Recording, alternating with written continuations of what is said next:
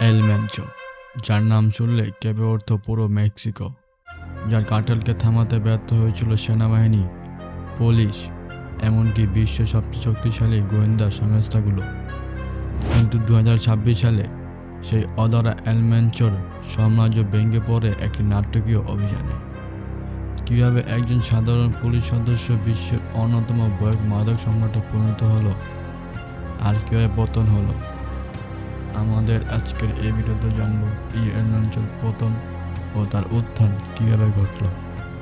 In Mexico, the army has confirmed the death of one of the country's most feared drug lords, known as El Mencho, caught and killed in a dawn raid. And 90% of the drugs coming here are from Mexico.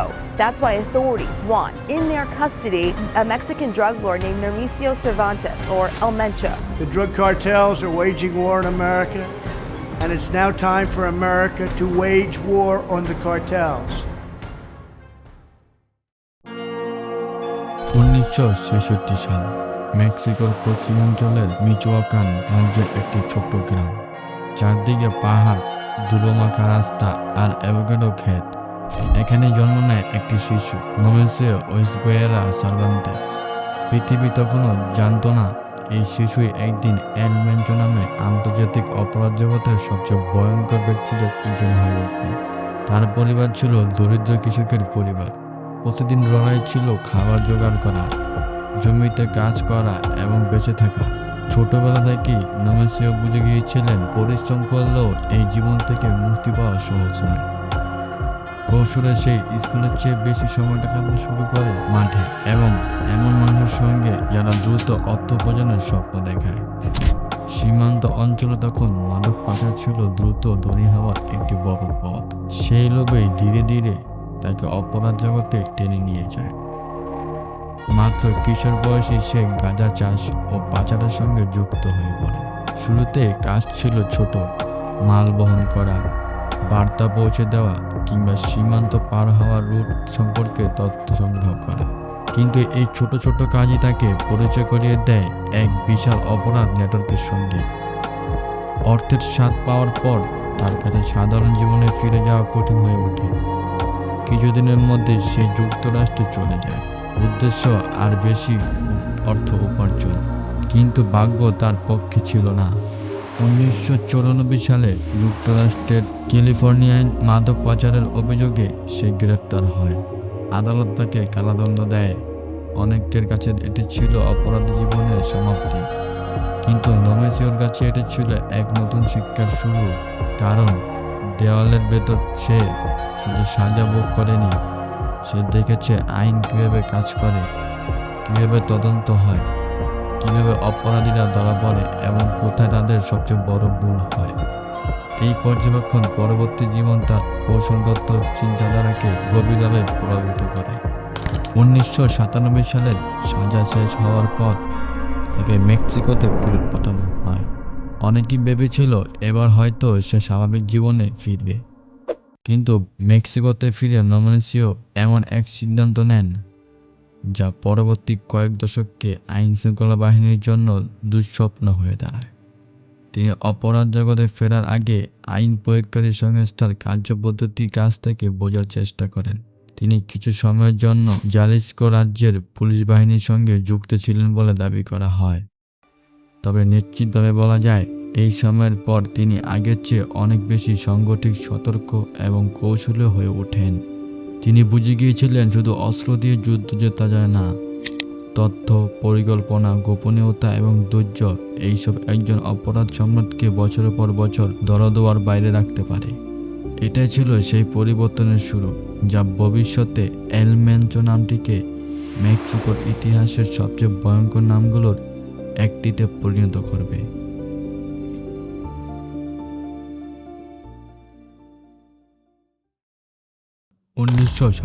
সালে যুক্তরাষ্ট্রের কারাগার থেকে মুক্তি পেয়ে নোমেসিও ওয়েসগুয়েরা সার্ভান্তেস, যাকে বিশ্ব আজ El Mencho নামে চিনে, মেক্সিকোতে ফিরে আসেন। অনেকের ধারণা ছিল জেলের কঠিন অভিজ্ঞতা হয়তো তাকে অপরাধের পথ থেকে ফিরিয়ে আনবে, কিন্তু বাস্তবে ঠিক উল্টোটা ঘটেছিল। কারাগারে কাটানো বছরগুলো তাকে আরও ধৈর্যশীল হিসেবে এবং কৌশলী করে তুলেছিলেন। মেক্সিকোতে ফিরে তিনি আবার অপরাধ জগতের সঙ্গে যোগাযোগ শুরু করেন। সেই সময় পশ্চিম মেক্সিকোতে প্রভাব বিস্তার করেছিলেন মেলেনিও কার্টেল। এল ম্যানচো প্রথমে দাদার হয়ে কাজ করতে শুরু করেন এবং খুব অল্প সময়ের মধ্যে নিজের ক্ষমতা দিয়ে সবার নজর কাড়েন। তিনি শুধু অস্ত্র চালাতে জানতেন না, তিনি জানতেন কীভাবে একজন অপরাধী সংগঠন পরিচালিত হয়, কীভাবে তথ্য সংগ্রহ করতে হয় এবং কীভাবে আইনশৃঙ্খলা বাহিনীর অভিযান আগের ভাগেই টের পাওয়া যায়। পরবর্তীতে তিনি কার্টেল প্রভাবশালী নেতা আর্মান্দো ভ্যালেন্সিয়া কর্নেলের পরিবারের সঙ্গে বৈবাহিক সম্পর্ক গড়ে তোলেন। এই সম্পর্ক তার অবস্থানকে আরও শক্তিশালী করেন। ধীরে ধীরে তিনি কার্টেলের সবচেয়ে বিশ্বস্ত ও গুরুত্বপূর্ণ নেতাদের একজন হয়ে ওঠে। কিন্তু 2010 সালে সরকারি অভিযানে মেলেনিও কার্টেলের নেতৃত্ব দুর্বল হয়ে পড়ে এবং সংগঠনটি ভেঙে ভিন্ন অংশে বিভক্ত হয়ে যায়। এই অস্থির সময়ে এল ম্যানচো সুযোগটি কাজে লাগায়। তিনি নিজের অনুগত সদস্যদের একত্রিত করে নতুন একটি সংগঠন গড়ে তোলেন, কার্টেল দে হেলিস্কো নোয়েভা জেনারেশন, সংক্ষেপে সিজিএনজি। শুরু থেকে এই কার্টেলের অন্যদের থেকে আলাদা ছিল। তারা নিজেদেরকে সাধারণ মাদক পাচারকারী হিসেবে নয়, বরং একটি সুসংগঠিত আদান সামরিক বাহিনী হিসেবে গড়ে তোলেন। আধুনিক রাইফেল, সাজোয়ারা যান, উন্নত যোগাযোগ ব্যবস্থা এবং কঠোর শৃঙ্খলা সবকিছুই পরিকল্পিতভাবে সাজানো হয়। এল ম্যানচো তার সদস্যদের একটি বিষয় বারবার শিখিয়ে দিয়েছিলেন, ভয় সবচেয়ে শক্তিশালী অস্ত্র। সেই অস্ত্র দখল করতে হবে, সেখানে প্রতিদ্বন্দ্বীদের দ্রুত ও নির্মমভাবে সরিয়ে দিতে হবে। খুব অল্প সময়ের মধ্যে সিজিএনজি পশ্চিম মেক্সিকোর একের পর এক গুরুত্বপূর্ণ এলাকা নিজেদের নিয়ন্ত্রণে নিয়ে আসে। কিন্তু এটি ছিল কেবল শুরু।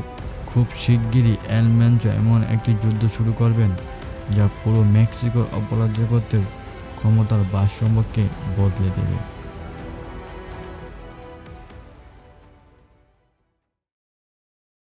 2010 সালের পর মেক্সিকোর অপরাধ জগৎ এক নতুন যুগে প্রবেশ করে।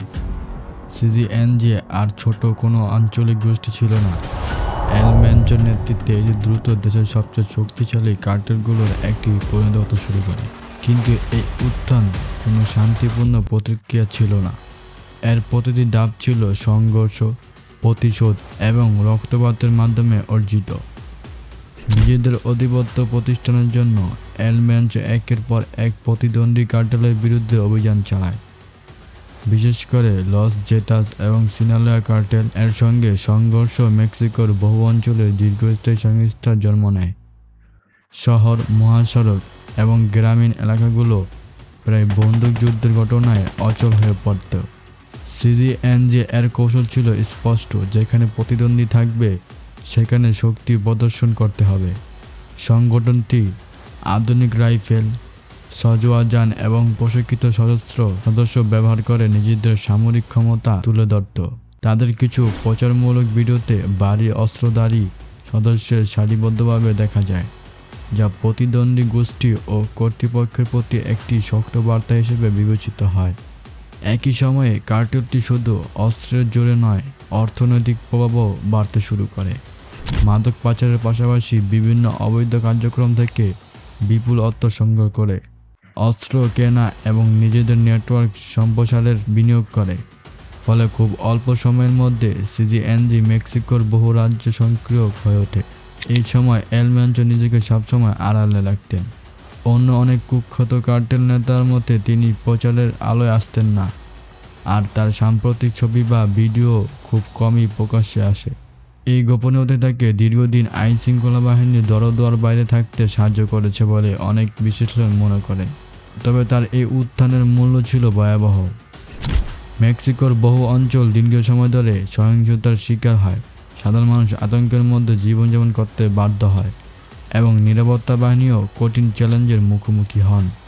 এল ম্যানচো তখন শুধু একজন কার্টেল নেতা নন, তিনি এমন এক সংগঠনের প্রধান যার প্রভাব মেক্সিকোর সীমান্ত ছড়িয়ে আন্তর্জাতিক পর্যায়েও ছড়িয়ে পড়েছিল।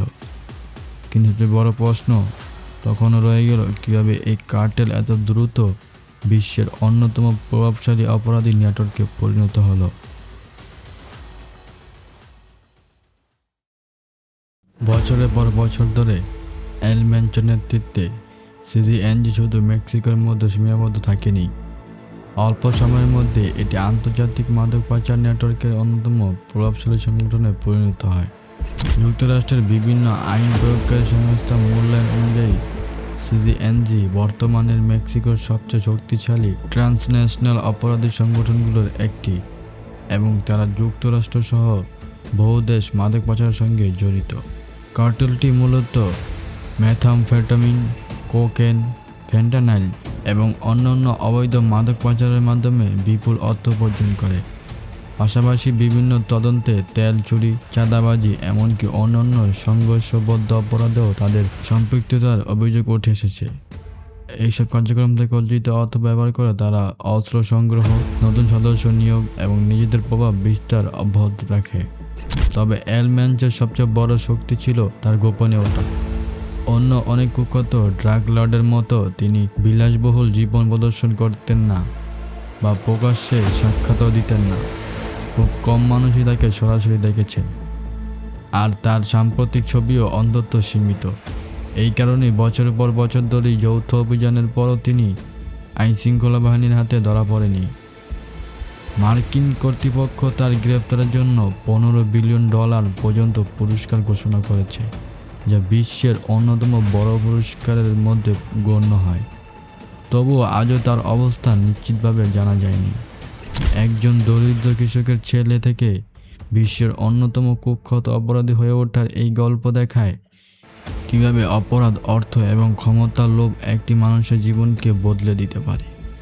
তবে তার উত্থানের পেছনে যতই কৌশল থাকুক না কেন, তার কার্টেলের কর্মকাণ্ড অসংখ্য মানুষের মৃত্যু, সহিংসতা এবং দুর্ভোগের সঙ্গে জড়িত, এবং সেটি তার উত্তরাধিকারের সবচেয়ে অন্ধকার দিক।